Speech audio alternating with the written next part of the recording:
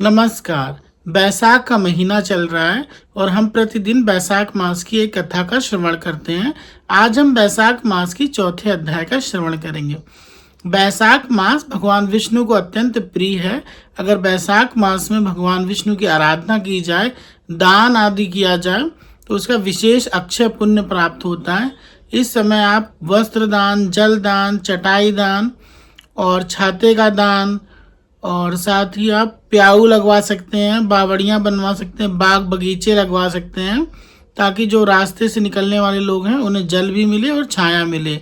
इन कार्यों को करने से विशेष पुण्य की प्राप्ति होती है। और अब हम अपनी कथा को आगे बढ़ाएंगे। जनक जी पूछते हैं, हे ब्राह्मण, ये बैसाख मास तो इतना पावन है, सभी पुरुषार्थों को प्रदान करने वाला है, फिर भी इसकी इतनी कम प्रसिद्धि क्यों है? हम ये जानना चाहते हैं।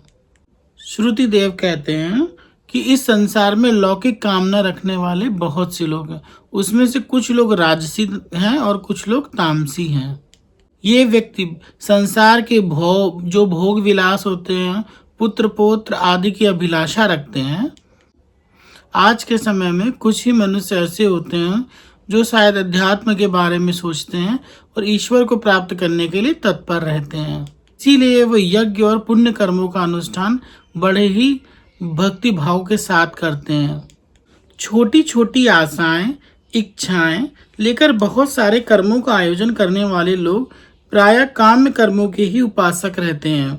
और यही कारण है कि संसार में राजस व तामस धर्म अधिक फैला हुआ है, लेकिन सात्विक धर्मों की प्रसिद्धि इतनी अधिक नहीं हुई है। ये सात्विक धर्म भगवान विष्णु को प्रसन्न करने वाले हैं और निष्काम भाव से किए जाते हैं और इस लोक और परलोक में जो भी सुख प्रदान करते हैं। देव माया से मोहित होने के कारण मूढ़ मनुष्य इन धर्मों को नहीं जानता है। ऐसा ही कुछ पूर्व काल में हुआ था, जिसकी कथा के बारे में हम जानेंगे। प्राचीन काल में काशीपुरी में कीर्तिमान नाम के राजा हुआ करते थे, जो इक्ष्वाकु वंशी थे और बहुत ही कीर्तिमान थे, और वह महाराज नग के पुत्र थे। उन्होंने अपनी इंद्रियों और अपने क्रोध पर विजय प्राप्त कर ली थी। वो ब्राह्मणों के प्रति बहुत ही भक्ति भाव रखते थे और उन्होंने राजाओं में बहुत ऊंचा स्थान प्राप्त कर लिया था। एक दिन वो मृगिया खेलते खेलते वशिष्ठ ऋषि के आश्रम तक पहुंच गए। बैसाख मास की चिलचिलाती हुई धूप में उन्होंने राजा ने देखा कि जो वशिष्ठ ऋषि के शिष्य हैं कितने ही भक्ति भाव से सत्कर्म कर रहे थे। वे पोशाला बनवा रहे थे, छाया मंडप, फिर किनारों पर झरनों के जल को रोककर कहीं स्वच्छ बावलियां बनवा रहे थे, कहीं वृक्षों के नीचे बैठे हुए लोगों को पंखा झुलाकर हवा दे रहे थे, कहीं ऊख देते तो कहीं सुगंधित पदार्थ भेंट करते, कहीं फल देते। दोपहरी में लोगों को छाता व संध्या के समय शरबत। कोई शिष्य घनी छाया वाले वन में झाड़ बुहार कर साफ किए हुए आश्रम के प्रांगण में हितकारक बालुका बिछा रहे थे। कुछ लोग वृक्षों की शाखा में झूला लटका रहे थे। इस सब को देखकर राजा ने पूछा कि महात्मन, आप सभी कौन हैं?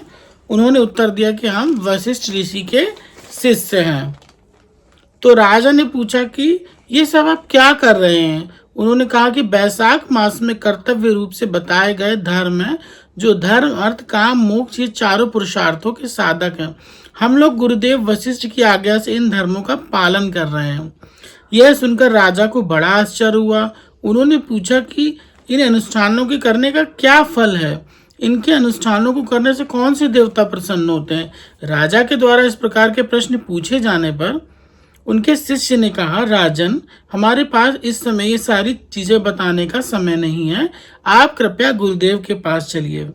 वह महर्षि इन सभी धर्मों को अच्छे से जानते हैं। शिष्यों द्वारा ऐसा कहने पर वह महर्षि वशिष्ठ के आश्रम पहुंचे।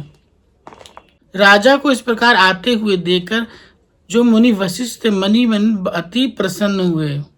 वो राजा से कहते हैं, मैंने मार्ग में राजा कहते हैं वशिष्ठ ऋषि से, मैंने मार्ग में आपके शिष्यों को इतने शुभ कर्मों को करते हुए देखा, लेकिन उनके संबंध में जब मैंने प्रश्न किया तो उन्होंने मुझे बताया कि सिर्फ आपके पास जाने की आज्ञा दी। उन्हीं की आज्ञा के अनुसार मैं इस समय आपके पास आया हुआ हूँ।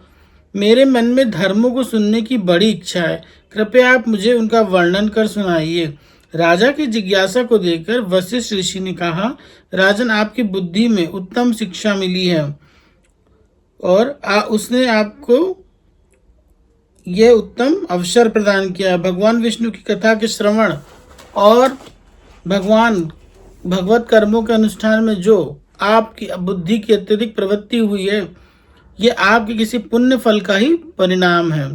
जिस किसी ने बैसाख मास में बताए हुए महाधर्मों से भगवान श्री हरि की आराधना की है, उन धर्मों के भगवान अत्यंत प्रसन्न हुए हैं। उनके इन सत्कर्मों से उन्हें मनवांछित वर प्रदान करते हैं। संपूर्ण जगत के स्वामी भगवान विष्णु हैं, उन्हें मनवांछित वर प्रदान करते हैं। संपूर्ण जगत के स्वामी भगवान लक्ष्मीपति समस्त पाप राशि का नाश करने वाले हैं। वह सूक्ष्म धर्मों से प्रसन्न हो जाते हैं, मात्र परिश्रम और धन से नहीं होते। भगवान विष्णु भक्ति से पूजित होने पर अभिष्ट वर देते हैं, इसीलिए सदैव भगवान विष्णु की भक्ति करनी चाहिए।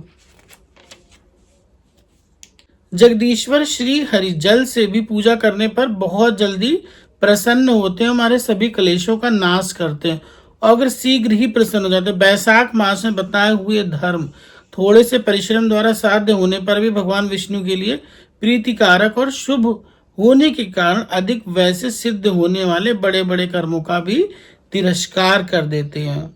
इसीलिए हे भूपाल, आप भी बैसाख मास में बताए हुए इन धर्मों का पालन करिए और आपके राज्य में निवास करने वाले अन्य सभी लोगों से कल्याणकारी धर्मों का पालन करवाइए। उन सभी धर्मों को सुनकर राजा ने गुरु का भक्तिभाव से पूजन किया और वापस अपने घर आकर सभी धर्मों का विधि पूर्वक पालन करने लगे। भगवान विष्णु में भक्ति करते हुए राजा कीर्तिमान देवेश्वर पद्मनाभ के अतिरिक्त और किसी का पूजन नहीं करते थे। उन्होंने हाथी की पीठ पर नगाड़ा बजवाकर घोषणा की थी, जो भी 8 वर्ष से अधिक आयु का है और जो 80 वर्ष की आयु तक है, वो सभी सूर्य के मेष राशि में स्थित होने पर सुबह जल्दी प्रातःकाल स्नान करेंगे। तो मेरे द्वारा, और जो ऐसा नहीं करेगा वो उसके लिए ये दंडनीय होगा, उसे राज्य से निकाल दिया जाएगा। यह मेरा निश्चित आदेश है। पिता, पुत्र अथवा सूरज, जो कोई भी बैसाख धर्म का पालन नहीं करेगा वह चोर की भांति दंड का भागी समझा जाएगा। प्रातः काल स्नान आदि कर श्रेष्ठ ब्राह्मण को दान हमें बैसाख मास में अवश्य करना चाहिए और आप सभी लोग अपनी शक्ति अनुसार पौशाला दान आदि धर्मों का आचरण करें। राजा कीर्तिमान ने प्रत्येक गांव में धर्म का उपदेश करने वाले एक एक ब्राह्मण को बता दिया। वहां पर राजा कीर्तिमान ने क्या किया कि धर्म का पालन करने ब्राह्मण को हर एक गांव में बसा दिया। 5 गांवों पर एक अधिकारी की नियुक्ति की जो धर्म का त्याग करने वाले को दंड दे सके। इस प्रकार चक्रवर्ती नरेश के शासन में सर्वत्र और सभी देशों में यह धर्म का पौधा उगना आरंभ हो गया। बैसाख मास में स्मरण करने से मनुष्य यमराज के पास नहीं जाता है। अगर भगवान विष्णु की वो आराधना करता है तो अपने धर्म अनुकूल कार्य कर विष्णु लोक को जाता है। बैसाख मास के प्रभाव से यमपुरी के मार्ग की यात्रा ही बंद हो गई और यमराज चिंतित हो गए। तब उन्होंने नारद मुनि के यहाँ गए और उनसे वार्तालाप किया और इस वार्तालाप को हम अगली कड़ी में जानेंगे।